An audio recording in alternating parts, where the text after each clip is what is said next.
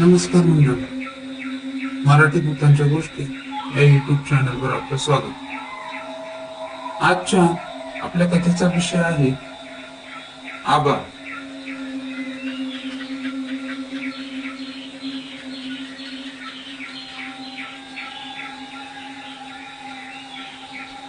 भालचंद्र वैद्य रस्त्याच्या एका बाजूला उभा होता. हातातील बॅग एका बाजूला ठेवून तो बंद पडलेल्या एसटी कडे बघत होता. बसचा कंडक्टर आणि चालक बस दुरुस्तीचा प्रयत्न करत होते. 2-4 इतर प्रवासी हतबलपणे उभे होते.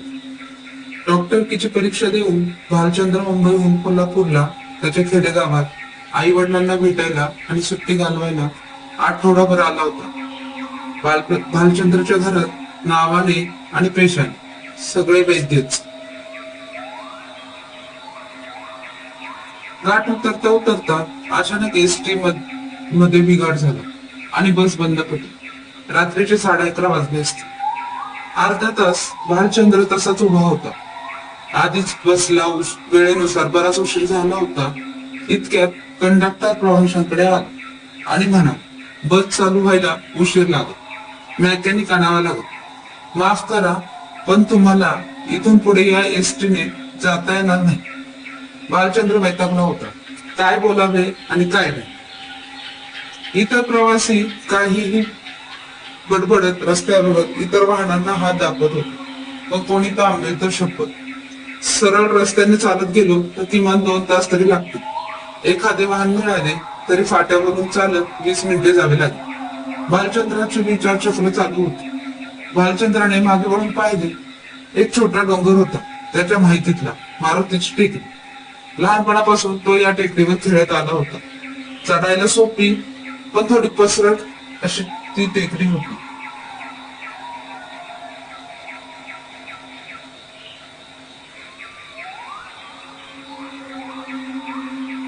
टेकडी चढून उतरलो तर पायथ्याशीच आपलं गाव. अवघी 30 मिनिटं लागतील.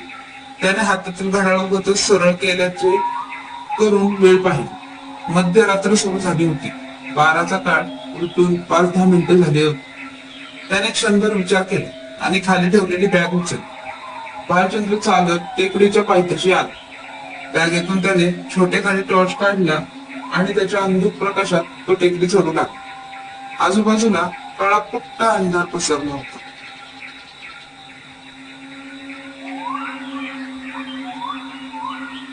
रातकिड्यांचे किर वातावरणात एक गूढ निर्मिती करत होते. इतर वेळी भालचंद्र झटपट टेकडी चढून उतरलाही असता, पण आज का कोणास ठाऊक त्याचे पाय अगदी सावधपणे पडत होते. माहितीतील रस्ता असूनही मनात एक अनामिक भीती भालचंद्रच्या मनात उठत होती. काही वेळात भालचंद्र टेकडी चढून वर आला. समोर निळसर पण गडद अंधार होता. गारवारा सुसाट वाहत होता. उजव्या बाजूला आणखी एक चढ टेकडीच्या वरच्या बाजूला जात होती. तेथे शेतजमीन होती. तेथे त्याचा मित्र रंगपाटलाचा मळा होता. क्षणभर भालचंद्रला वाटले मळ्यावर जावे आणि रंग्याला घेऊन जावे सोबत. पण रंग्याही माळावर नसला तर कापणीचा हंगामही सुरून गेला होता. माळ्यावर कदाचित कोणीही नसेल असा काहीसा विचार करत भालचंद्र उभा होता. माळ्यावर जाण्याचा विचार मनातून काढून भालचंद्र पुढे चालू लागला आणि इतक्यात समोरून कोणीतरी येत असल्याचा भास भालचंद्रला झाला.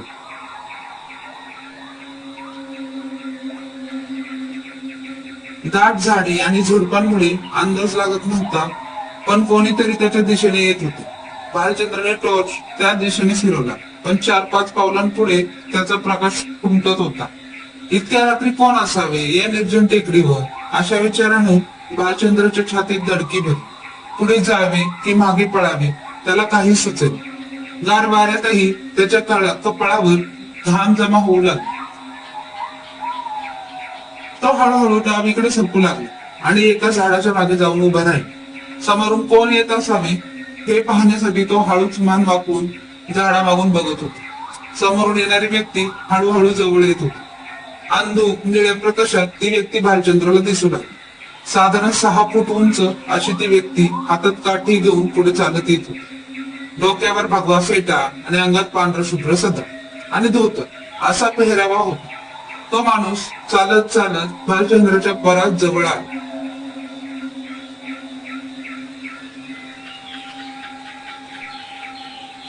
भालचंद्राला ती व्यक्ती आता स्पष्ट दिसली होती. भालचंद्र उडी मारून झाडावर बाहेर आला. दादा तुम्ही? भालचंद्र त्याच्या वडिलांना दादा म्हणायचा. ग्रामीण भागात अनेक ठिकाणी वडिलांना दादा म्हणण्याची पद्धत अजूनही आढळून येते. भाल्या, अरे तू टेकडावर कशा पायी आलास? रस्ता नाही वही आला.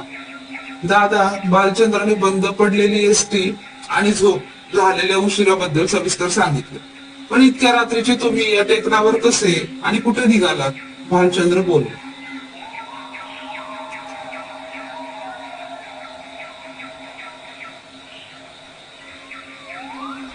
अरे लाडलेल्याची मदत करायची रीत आपली. मित्राकडे निघालो होतो. पर जाऊ दे, तू चल माझ्यासोबत, तुला टेकाड उतरवून देतो आणि परत जातो मित्राकडे. दादा भालचंद्र दादाकडे पाहत होते. गेल्या 6 महिन्यात बराच दादांच्या चेहऱ्यात फरक आला होता. सुरकुत्या वाढल्या होत्या, वयही बरेच वाढल्यासारखे वाटत होते. टेकडीवरचा वारा अधिकच थंड जाणवू लागला. रातकिड्यांची किरकिर थांबली होती आणि वातावरण अधिक गूढ रम्य भासत होते. अंगाला झोपणाऱ्या गार वाऱ्याने भालचंद्र थोडा अस्वस्थच झाला होता.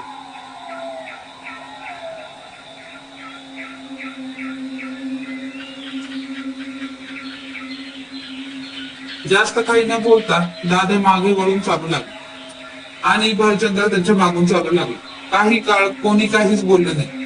दादा भालचंद्र पासून थोडे झपझप चालत होते. दादा एवढ्या रात्रीच कोणाला घेऊन तरी बाहेर पडायचं, एकटे का निघाला? भालचंद्र, गड्या, आपला रस्ता, आपल्या कशाला कोणाची भीती आहे होय? दादा पुढचे 15-20 मिनिटे इकडच्या तिकडच्या गप्पांमध्ये गेले. चालता चालता कधी टेकडी उतरून आलो भालचंद्रला कळालीच नाही. बर भाल्या, तू घरला जा, मी मागे फिरतो. दादा बर म्हणून भालचंद्र तसाच उभा राहिला. दादा मागे वळून झुडपणमध्ये गडपही झाला. भालचंद्र चालत चालत घरी आला. रात्रीचा 1 वाजला होता. घरी भालचंद्रची आई वाट पाहत होती. मिनमिनता छोटा छोटा दिवा भिंतीच्या एका कोपऱ्यात ठेवला होता. पण त्याची छोटी बहीण झोपली होती. भालू, इतका उशीर होय रे, काय झाले? तुझे दादा तुला बघायला बाहेर गेले आहे.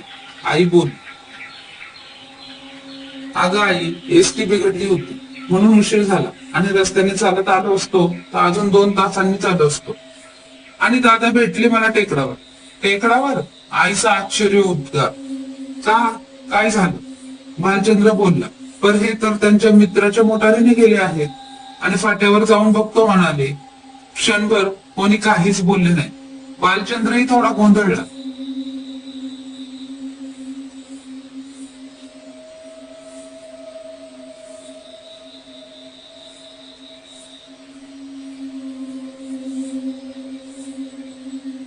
बर, असू दे, मी हातपाय धुवून घेतो, असे म्हणत भालचंद्र मोरीकडे वळला. सर्व आवरून भालचंद्राने आई दादांची वाट बघत बसले होते. दादा एका मोटारीवरून अंगणात आले. भालचंद्राकडे बघून त्यांचा जीव भांड्यात पडला. भाल्या, अरे कुठं शोधायचं तुला? इतका का उशीर कुठं होतस? दादांनी प्रश्नाचा भडीमार सुरू केला. भालचंद्र मात्र स्तब्ध उभा दादांकडे फक्त बघत उभा होता. दादा, जर मला टेकडावर भेटले नव्हते तर तो माणूस कोण जो माझ्या सोबत? भालचंद्र विचार करत करत अंथरुणावर पडून होता. कोपऱ्यातल्या मिनमिन्या दिव्याचा प्रकाश भिंतीवरच्या ओळीने लावलेल्या फोटोवर पडला होता. ओळीने एक एक फोटो तो पाहत होता आणि त्याची नजर पडली त्याचे दिवंगत आजोबांचे फोटो. तोच चेहरा, अगदी तंतोतंत, धारदार नजर, किंचित बसके आणि सरळ नाक, मुडपलेले पातळ ओठ आणि झुपकेदार मिशा. दादा अगदी आबांसारखेच दिसत.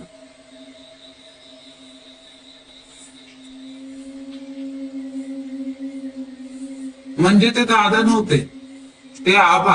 आबा म्हणजे माझे आजोबा होते. धन्यवाद.